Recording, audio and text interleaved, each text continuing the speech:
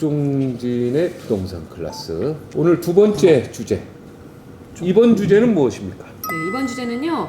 정부가 23번째 부동산 대책을 발표했습니다. 이른바 이번 84. 네, 예. 부동산 대책의 주요 사항들에 대한 먼저 설명을 좀 듣고 네. 얘기를 나눠보겠습니다. 문제점이나 네. 아니면 이게 잘한 정책인지 한번 논해보겠습니다. 네. 8월 4일이면 엊그저께네요. 엊그저께죠. 그렇죠. 84 정책에서 가장 큰 이슈. 네. 결국은 첫 번째 공급량을 늘리자. 그거야 뭐 찬성.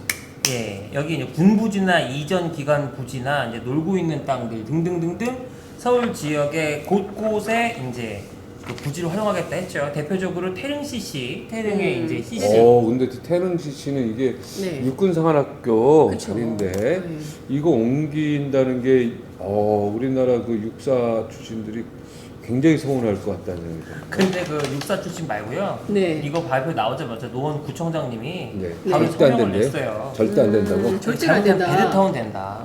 지금도 가뜩이나 베드타운스러운데 이거 만약에 잘못 개발되면 베드타운 된다. 뭐 이런 얘기 있었고요. 그냥 쭉 한번 불러봐 드리면 용산의 캠프킹, 그다음에 네. 정부 과천청사, 그다음에 서울지방조달청, 그다음에 국립외교원 유휴부지, LH 서울지역본부, 상암자동차검사소, 상암 DMC 미매각부지, SH 마고 미매각부지, 그리고 문정, 천왕, LH 여의도 서부면허시험장, 면목 행정복합타운, 상암 견인차량 보관소, 구로 시립도서관, 흑석 유수지 부지, 거여 공공공지까지 총 어떻게 보면은 꽤 많은 이 부분에 대해서. 근데 지금 상암이 굉장히 숫자가 커요, 그죠? 네네네. 그리고 네. 정부 과천청사 과천이 크고, 네네. 그 다음에 용산 캠핑. 네. 근데 용산 같은 경우는 그렇게 반발이 심하지 않은데 네. 지금 태릉도 이게 숫자가 커요, 만 가구예요. 네. 그러니까 태릉하고 지금 그 과천. 과천, 과천. 그 다음에 그리고 상암. 여기 상암, 상암. 이 세 반대 지역의 소리가 주민들이 예, 맞아요. 엄청나게 지금 반대를 하고 있습니다. 엄청나게 반대하고 있습니다. 왜냐면 교통 문제도 있고요, 인프라, 네. 그리고 여기에 전부 대대적인 임대주 아파트를 짓겠다고 하니까 네. 기존에 있는 사람들이 아파트 가격 하락을 우려해서 네네. 지금 난리가 비상이 걸린 상태죠. 네, 맞아요. 네. 여기가 이제 공공참여형 공유 재건축 도입이라는 개념으로 그 다음에 층수 제한을 풀어주겠다. 더 높이 지어서 더 많은 사람이 살 수 있게 LH나 SH 공공이 참여하는 경우에 주택을 기존 세대수보다 2배 공급하도록 하겠다 이야, 하면서 대단합니다. 공공참여형 공유 재건축 도입 5년간 5만원 플러스 알파 하겠다고 했는데 바로 또 서울시에서 반기를 들었죠.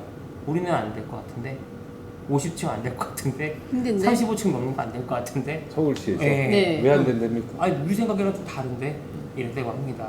그러니까 지금 문제가 뭐냐면 항상 뒷북이에요. 정부에서 이런 비슷해. 아빠가 야 우리 이번에 휴가는 하와이로 간다 그랬는데 엄마가 안 될 것 안 돼. 같은데 미쳤어? 하와이 여러 가지가 안 돼. 미쳤어? 안 돼. 그리고 옆에 있는 큰 누나가 나도 안 될 것 같은데 왜 안 될 것 같은데 난 생각이 다른데 우리 집하고 좀 비슷한 분위기네요. 그러면 이제 아빠가 화가 나지. 씨, 야, 쓸데없는 소리 하지 마. 강아지 같은 소리 하지 말고 그냥 무조건 아빠한테 따라. 이러면 깽깽깽 할 수도 아니 있죠. 난 안 할 것 같은데 아니. 이거예요. 그래도 안 하는데 나?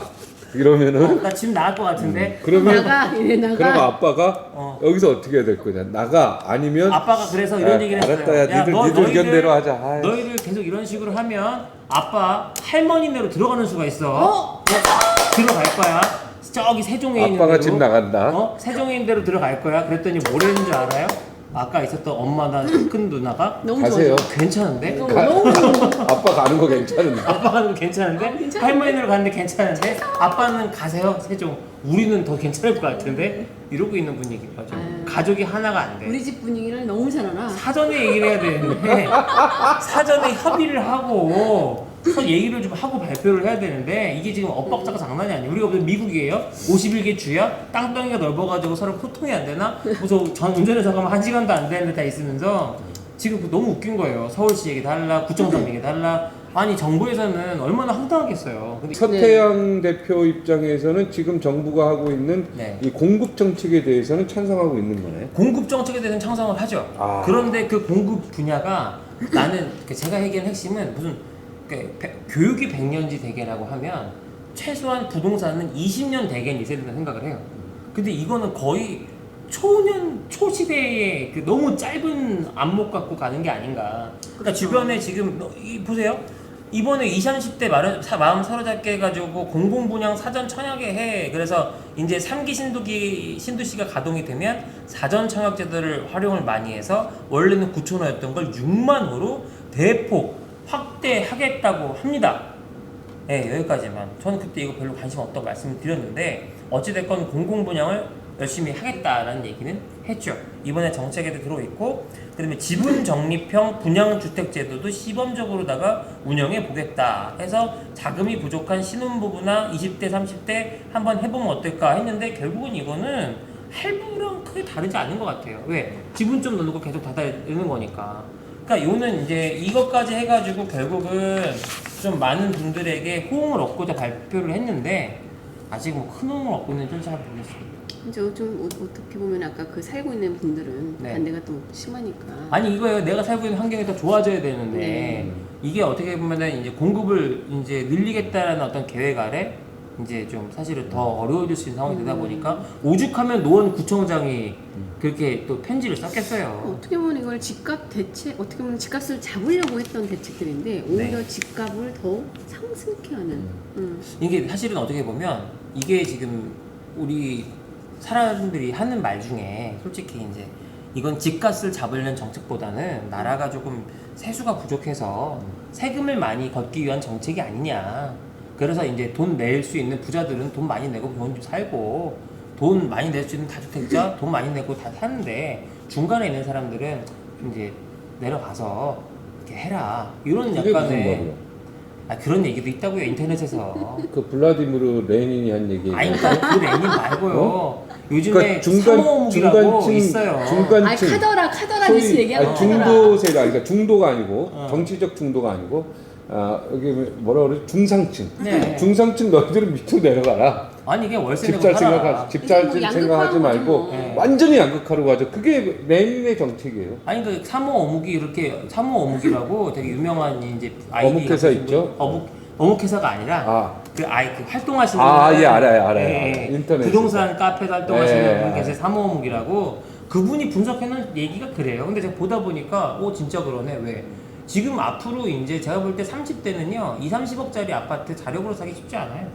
아니요 지금은 아니라면은 그렇죠. 아니 앞으로는 더더더. 그래도 갭 투자해서 막 융자 받아서 살 아니 전세 수도 끼고 있거든요. 사면 할 수도 있었지. 지금 꽤 있었는데 이제는 이제는 안 돼. 네, 그렇죠. 이제 안 돼. 그냥 어렵게 불가능해. 불가능. 불가능.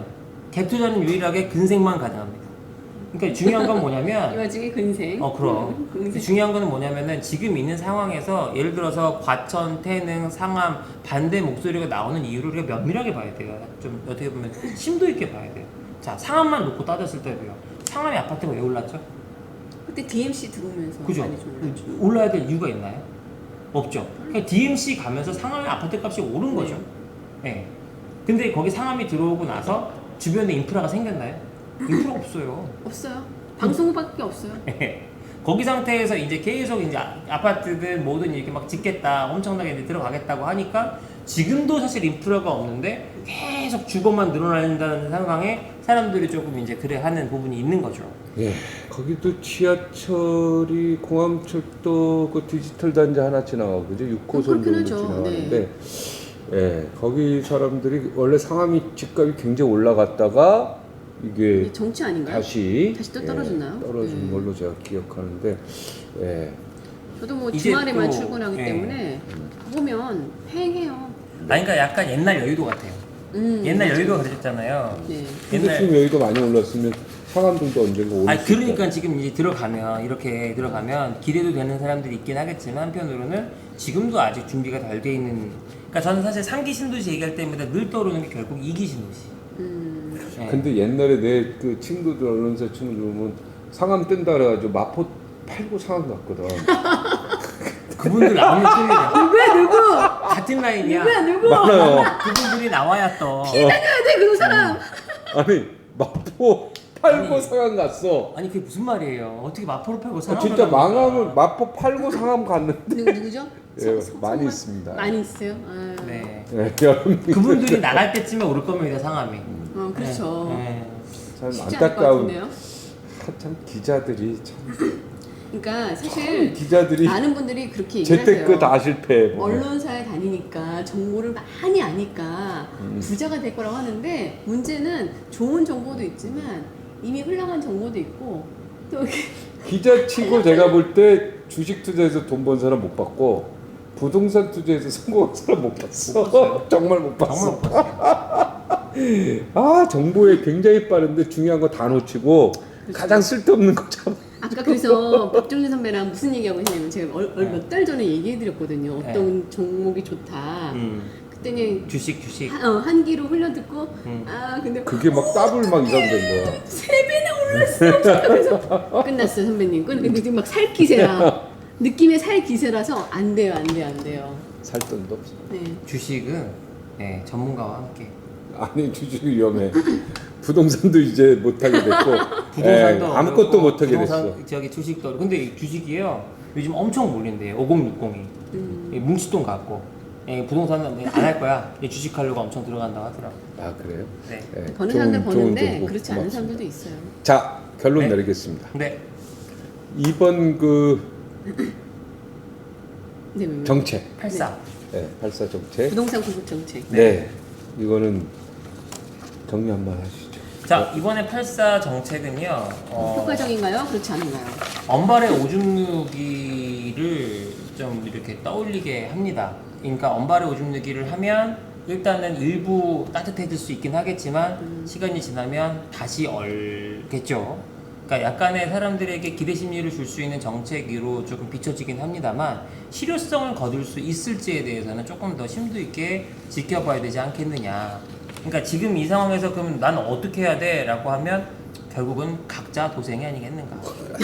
맨날 각자 도생이다. 아, 각인 일방합시다. 네. 각인 일방. 그 무슨 뜻인지 아세요? 각인 일방. 뭐예요? 각 사람에게는 한 방이 있다. 제가 지어낸 거예요. 네. 예. 네이버에 내용은 찾으면 없습니다. 네. 여기까지입니다. 네. 여기까지입니다. 시청해 주셔서 감사합니다. 이번 주제는 여기까지 네. 하도록 하겠습니다.